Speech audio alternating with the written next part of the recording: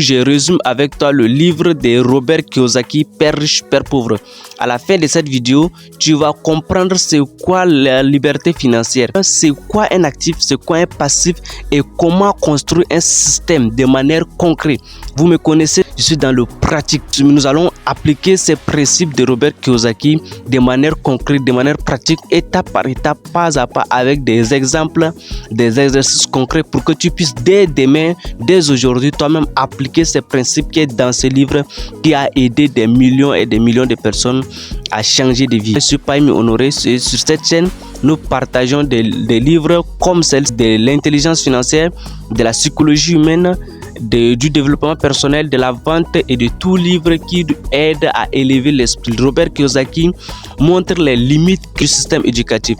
Étudier avec ferveur, avec ardeur, obtenir des bonnes notes, enfin obtenir des bons diplômes et déposer son CV dans une bonne entreprise qui est bien rémunérée pour profiter des avantages sociaux et profiter de la retraite à 45 ans, 50 ou 60 ans est maintenant caduque. Le système a montré ses limites. Ce système ne nous garantit pas la liberté financière. Nous nous retrouvons piégés dans l'engrenage d'après Robert Kiyosaki.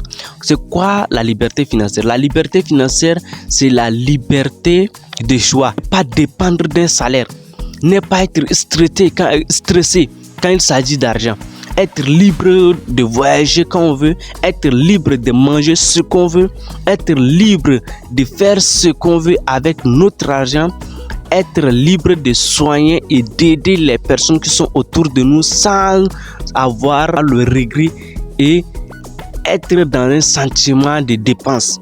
C'est ça la liberté financière, sans se casser la tête. La liberté financière, c'est le fait de ne pas être esclave de l'argent ou d'être esclave d'un salaire. Maintenant que vous avez compris, c'est quoi un actif et c'est quoi un passif de manière concrète. Un actif, c'est tout ce qui met de l'argent dans ta poche, c'est-à-dire tout ce que tu sors de l'argent pour acheter et que ce que tu as acheté là te rapporte encore plus d'argent, 2 fois, 3 fois l'argent que tu as acheté avec. C'est ça un actif. Un passif, c'est tout ce qui te fait perdre de l'argent, tout ce qui te fait dépenser encore davantage, c'est-à-dire tu enlèves de l'argent dans ta poche, tu achètes quelque chose qui te fait encore perdre davantage d'argent.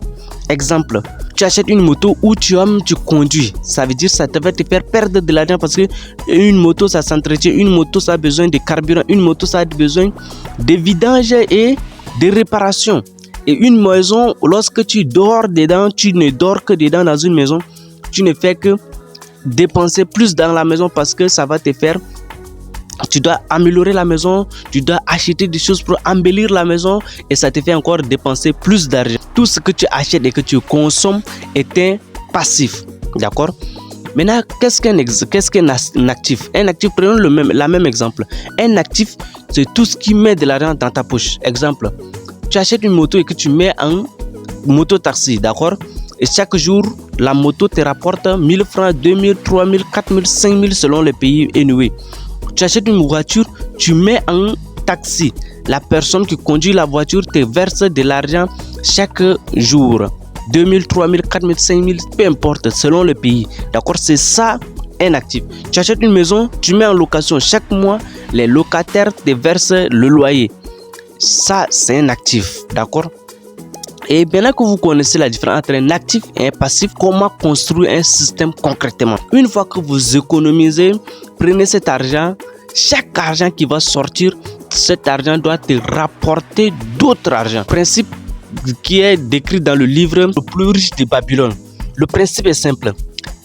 Ton argent doit être comme un soldat pour toi. Il doit aller pour capturer d'autres soldats pour toi. Si vous avez besoin que je puisse résumer aussi également le livre de l'homme le plus riche de Babylone, dites-moi dans les commentaires et ça me fera énormément plaisir de vous résumer également ces livres-là.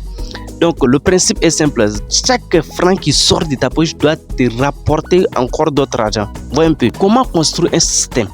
Un système, qu'est-ce qu'un système d'abord? Un système, c'est quelque chose que tu crées une fois et que tu n'as plus besoin de faire les mêmes efforts pour pouvoir commencer à générer des revenus. Exemple, créer une chaîne YouTube, c'est un système. Tu le crées une fois, tu fais les efforts qu'il faut. Lorsque tu atteins les conditions de monétisation, Tu gagnes de l'argent via les publicités, tu gagnes de l'argent via des affiliations, tu gagnes de l'argent via la monétisation. C'est un système. Tu crées une fois et les avantages sont énormes. Écrire un livre, c'est un système. Pourquoi? Parce que tu as besoin d'écrire une seule fois le livre. Une fois que le livre est écrit, elle peut se vendre des millions de fois sans toutefois effectuer encore les mêmes efforts de départ. Tu construis une maison et tu mets en location. Chaque mois, les locataires te versent un loyer.